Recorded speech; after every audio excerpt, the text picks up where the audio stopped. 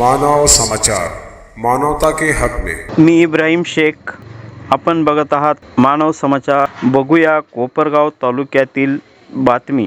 कोपरगाव तालुक्यातील करंजी या गावामध्ये ओगदी करंजी पडेगाव रस्ता हा या कामाचं कॉन्क्रिटीकरण चालू आहे। त्या कामामध्ये शासनाने 4,50,00,000 रुपये निधी दिला आहे।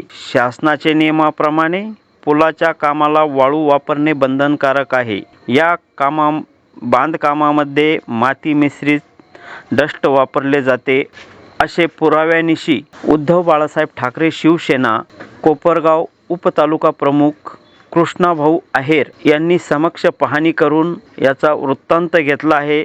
त्यावर त्यांनी जोपर्यंत या कामावर अधिकारी प्रशासन येत नाही तोपर्यंत आम्ही कुठलंही काम चालू होऊ देणार नाही। बघूया समक्ष त्यांनी त्या ठिकाणाची चौकशी करून पुराव्यानिशी सर्व काही त्यांनी आपल्या प्रतिनिधीशी बोलताना दाखवलेलं आहे। बघूया त्यांचा वृत्तांत। जय महाराष्ट्र। मी कृष्ण आहेर, शिवसेना उपतालुका प्रमुख कोपरगाव।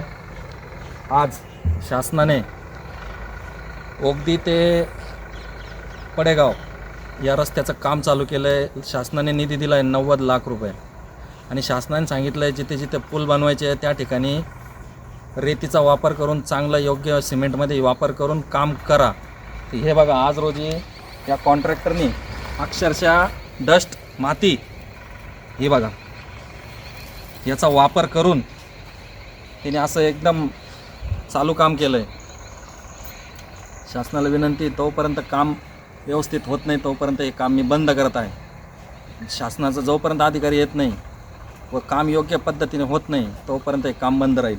धन्यवाद। जय महाराष्ट्र। अशाच नवनवीन बातम्या बघण्यासाठी बघत रहा मानव समाचार, सत्य नेहमी सत्यासोबत।